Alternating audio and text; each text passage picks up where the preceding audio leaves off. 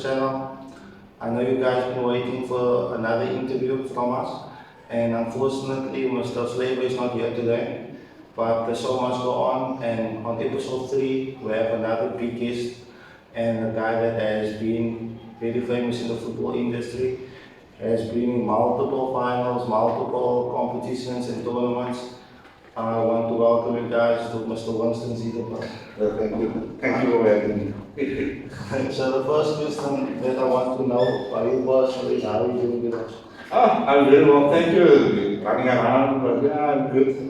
Sorting out some more football stuff, Yeah. so it's good. That's good, that's great. So today we're just going to have a nice conversation. We're not at our usual spot that we should have been used with, but I just want to know about you. Like, we go back to the beginning. Like, where did you start, like, your football career? Like, at what point did that start? Yeah, when I was going back, it started when I was about 12 years old. I played for a team called Sporting United. There was a merger between Wales and Sunderland, so it formed Sporting. I played there from under 10 and under 12 came a problem with they didn't have under 15s. Or they didn't have under 12 and I needed to play under 15, so I needed to play above my age group. They didn't have under 13, so I played above my age group. And then I decided to join the Sequence, so not join, but almost like a loan deal. So loans came in that time only. So I went to Sequence where I applied and trained for 2 years, and then came back. And then my career took off when I was about 15 years old. Got called up to play in the Toyota Super League as a reserve goalkeeper. And yeah, I was 15 years old, young man, playing in the top team. Lots of derbies back in the day, Rogan, Gobens, Phantom, Orion, a lot of derbies. My big break came when I was 16 years old. Didn't plan to play that day. We're out in Atlantis. Mario Judson was the goalkeeper, number 1. And then he got injured. We played that game in Atlantis. And then the next game we needed to play Rogan United home. People know back in the day there was no cage. Yeah. So everyone around the field, A field that time. That was my big debut against the mighty Brugam. We played that day. Was a very good opening game for me. No draw. My career got off to a very good start, and I didn't look back since then. I went to play ABC at Sequence Swerves, and also have some stints at Avondale and so on. He played in the Bell tournament. I got goalkeeper of the tournament back in the, what do we call it, the Colts League in the 19th. So my career started when I was very young, and yeah, that's my footballing career. But I also knew I wanted to be a coach very early. I knew I wanted to be a coach. At the age 15, I was coaching under 9s already. So I knew I wanted to be a coach. And at age 28, I decided to call it quits on my football career, as a playing career. And I went full-time into coaching. So yeah, that's where I am today. Still coaching today after more than 12 years in the trade. 20 years in the trade, sorry, I should say. Okay, so the question that you said now you've been at your football career has been a very jam-packed career where you've been at so much club, but now you find yourself at coaching. So where did that come about? Like for you to be in the coach, like what passion did take you into that area? Yeah, I had a coach when I was playing in the Toyota Super League. This coach was very passionate about what he was doing. Most of us would know him, Mr. Kamada, and he was so energetic about the coaching and different styles, and I fell in love with this, and I thought to myself, this is something that I want to do. I would love coaching like this guy, because the passion that oozed out of this guy drive me to that I wanted to coach. And I started to imply tactics in my under 12 team and under 14 team, which I know sometimes too young, but I did it because I thought to myself, this is so fascinating about it. So I started there. I was like 16 years old, and I coached already, and I tried some stuff, and I had this burning passion, but I was still playing. At that time, we played winter, summer, and that's why I called quit so early in my career, because I played from 15 years old to 28 years old. There was never a break. I played winter, summer, LFA, ABC, then it's back to Castle League, and it's always that things. But coaching started me when I was 16, and then it just took flame even in my 20s, where I started with ladies football at the age of 21. I started coaching ladies football as an assistant. And yeah, it just grew from there, even burned deeper. That time I was with a coach called Wakila Sari. She never believed in assistant coaches, just as coaches.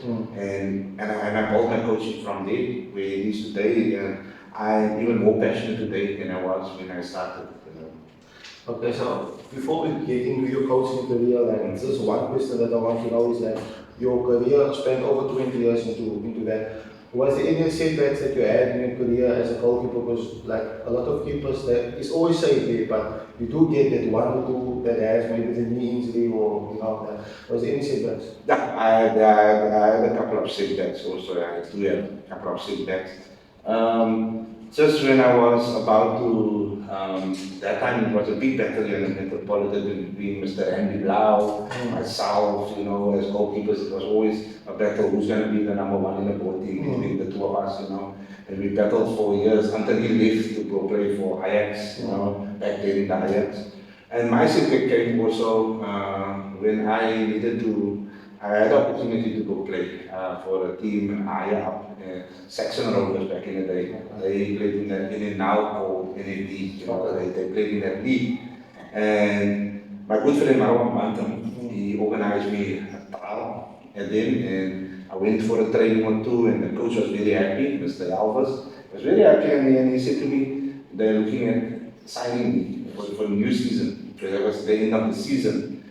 Wow, being excited as a young man, not thinking I must look after myself until the new season. I played, and I did something I'm not supposed to do. And a week before pre-season started, I hurt my wrist, and it was badly bruised. I couldn't use it for 2 months. And yeah, I never saw that opportunity come again because I couldn't sign a digit goalkeeper.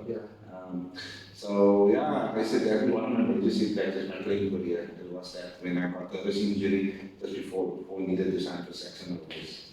Do you think like if you went into that career, the injury didn't happen, your football career would have played out different? Yeah, I don't sound arrogant, but I think I could do that, because at that time I was so into it and I was doing very well. And I thought this would be a spiral to something bigger, and we could have talked about something different today. Instead of the coaching part of me, we could have talked about how I became a professional footballer. Yes.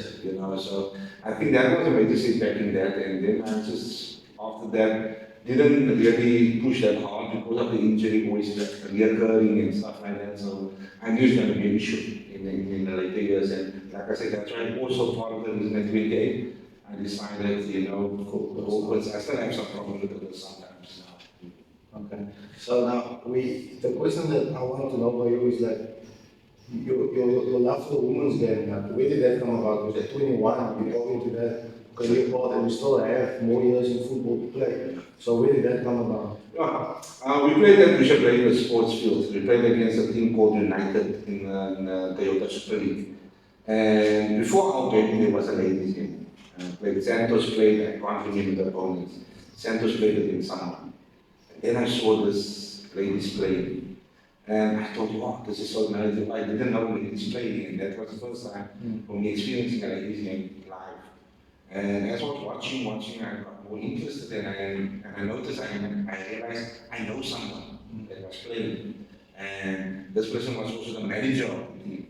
And she knew I was coaching, because I was coaching her boy. In the Metropolitan Elevator. And then she introduced me to the coach. This is my child's coach, and then she said, and since then I just started to love it. And we always had a conversation, me and this lady had this conversation. And before you know it, I thought to myself, let me go down to one of the training sessions. Because they had a reserve team, but they didn't have a coach for the reserve team. And she asked me, are you interested? That time was Santos. And I said, yeah, why not? Let's give it a shot. And yeah, that's where my love started. I went down to the training.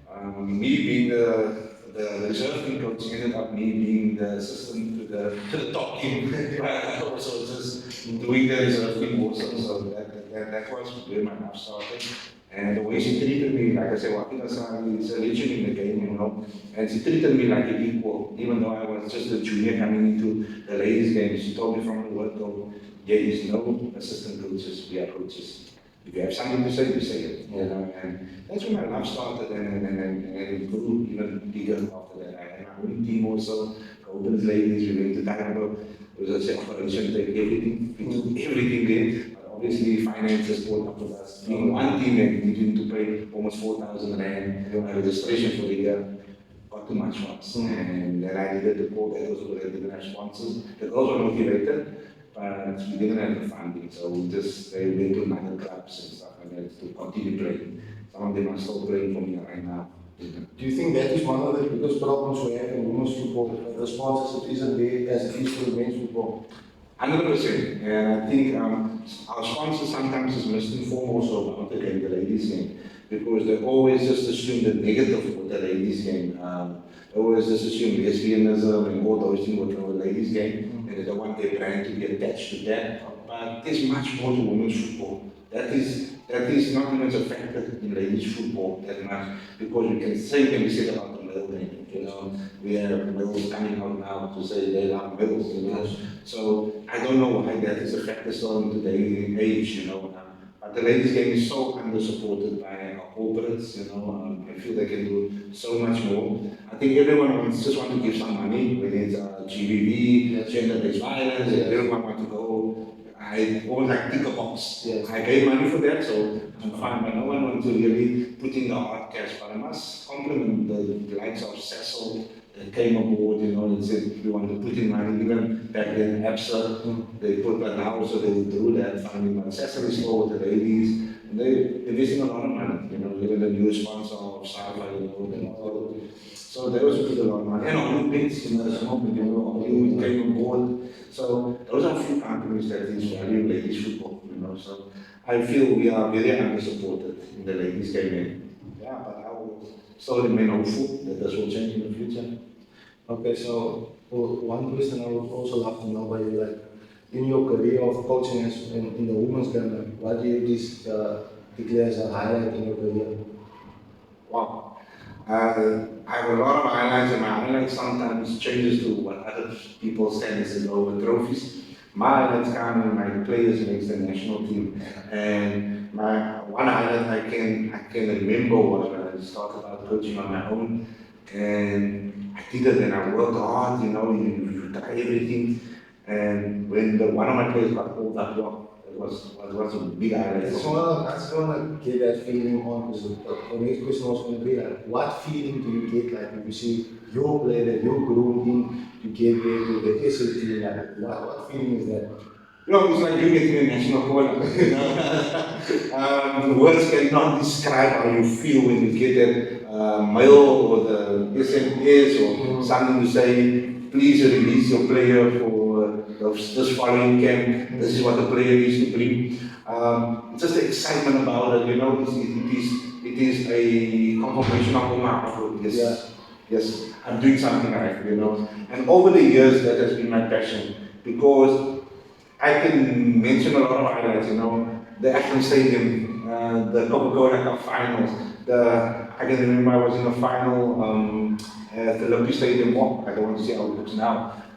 When I was there with Sporting, also in the Coca-Cola Cup final, you know. There's a lot of things that I could mention where I won trophies, but the highlight for me, like I say, is when my players get called up, because it's like you getting called up, or your work is getting recognized, you know, and say, you're doing something right. And even now, lately, my new player that was called up for the under 17, it just gives you a new buzz, you know, to say, wow, my work is still paying off. And it still shows you that what we're doing in the community still counts. Because the money comes into the game now. There's people with a lot of money that's giving stipends to players and stuff. We as a community-based club in Manmanzo, so you get players for the new season. And you need to work for that players, you need to work hard, and you need to develop them in the proper way. And I'm stuck to that model since day one. And today I won't change. The model will always be development is key. Development is key. Yeah. So I love that. I love everything. So the next question that I want to know about you is that, so you've been at that club now, but what is your day-to-day like now? Like, what are you busy with now at the moment? Because on my day-to-day, at the moment, what I do is, like we are now, unfortunately, I couldn't meet your viewers at the normal spot. At work, I'm a janitor at the school. I was a primary in Montreal. And then I coach Spurs ladies. Spurs ladies are a club out in Weinberg. I've been with the club a while now. I've been more than 8 years with the club now. I love what I'm doing. We're based in Weinberg. Like I said, we play the Sasser. It's the second tier of women's football. We get the Army Bids and we get the Sasser League. So we're playing in the Sasser League in the Western Cape. A very young team, because like I said earlier, I believe in development. Every year I lose players, but every year, it's almost like my favorite team, Arsenal. We can go through a lot of problems, but we still end up in the top four every year. And that's a highlight for me. Last year, we won house 3. We went to the playoff. Unfortunately, didn't make the playoff. It was 3 days out of each other. It was just a little bit hating on the ladies. This year again, we had a chance of winning it. Gave it away a little bit in the middle of the season. We ended up third this year. So I'll take it any day, And that's my day-to-day. I'm also now, what I'm starting to do is I give back to my community where I come from. I'm a proud Montreal person. So I'm coaching under 10s, one of the clubs in the area. I'm coaching under 10. It was a new experience for me. My first tournament was an under 10 tournament here at the Racket Cups. Oh, it was so fantastic. It's a new feeling for me. How to coach, because normally when you coach seniors, you sit there, now and then you shout, but now you suddenly find yourself shouting and you realize, I'm not off of the field yet. Let's get out of the game. I'm part of the game. So I'm excited for this, giving back to the youngsters and developing the game from there. But that's my day-to-day at the moment, and I will do this probably every time. So we can So I want to know, in the next 5 years, have you set, or your person that sets targets for yourself, standards? So in the next 5 years, where do you see yourself? Next 5 years, I would see myself coaching in the Hollywood Bits with my beloved Spurs team that I have now. We have targets if the team stays together like we are now, and we don't have any people leaving. The plan is that in the next 2 years, we should be reaching that target. If we can work with a bunch of players that we have now and add a little bit here and there, we should get there. So in the next 5 years, I will definitely see myself coaching in the Hollywood Bits, and that I hope it's going to be for Spurs ladies, because it's a team that I love and a team that I work for. What divides women's football and men's football for you? Like, what do you think is the difference is between the passion and the desire between the men and the women? I don't see a difference in the passion and desire. The only difference I see is the financial support between the two. So ladies don't get recognized as much as the men get recognized. I look at the situation with banyana now. They're winning everything that they can win. They qualifying for everything that they can qualify for. But the bonuses and stuff like that, until recently, wasn't that well. It's only recently they decided now equal pay for both teams. But my question was, why wasn't this decided from the go? Yes. Because both of us play for the national team. Hands up must go to SAFA that they changed that now and say we must give equal pay to male and female. But if you must ask me what is the dividing factor, it would be finances. Further than that, passion, drive, these ladies are even more driven than men sometimes, and just to give you an example is that I have currently players asking me, in the off season, asking me, coach, what can I do? What can I do? Is the exercise? Can you recommend this and this? 2 or 3 of them are training with me on a Monday and a Thursday or Wednesday to keep fit in the off season. Yeah. So that shows me the drive is there, the passion is there, so I don't see any difference in that dynamic. The only dynamic I can see is finances. Yeah.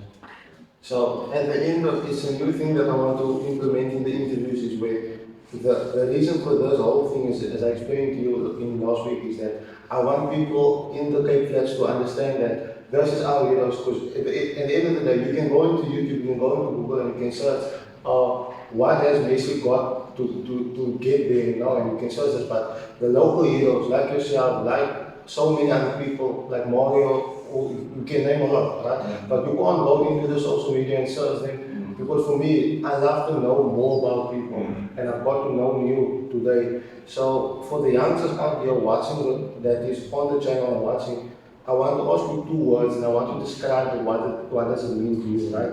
So for me, what does consistency mean to you as a football player? As a football player, consistency means doing the proper thing correctly for over a long period of time, doing it consecutively correctly over a long period of time. Just not today, you pitch up and tomorrow you don't want to pitch up. So I want to tell the youngsters out there, this word consistency is very important. You got to be consistent. You got to pitch up consistently to training. You got to pitch up consistently with your attitude, with your the drive that you have, and that will take you to the next level. So my thing is this consistency. What it means to me is that you're doing the correct thing more often. And the last word is desire.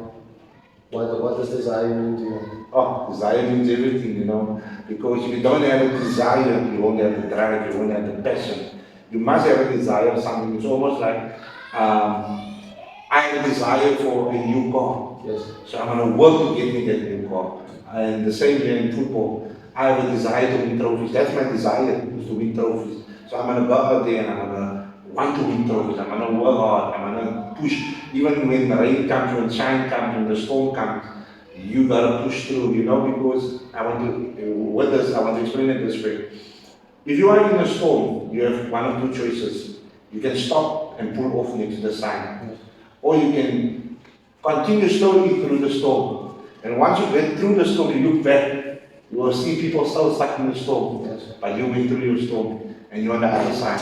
And things won't get easy in the storm. But you got to push on and push on. That desire will drive you to push on and on until you get to the other side. So desire should be the first thing on your lips as a coach, as a player. I have a desire to do something. And once you have a desire to do something, you will go out of your way to achieve whatever you want to achieve.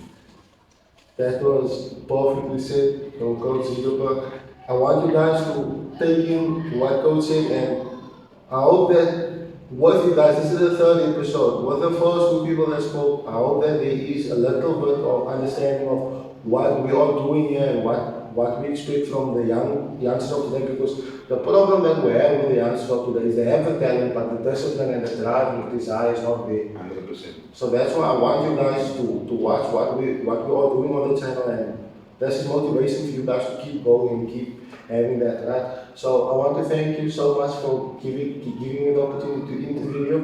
And yeah, guys, keep on commenting and subscribing. And until the next one, Thank you, man.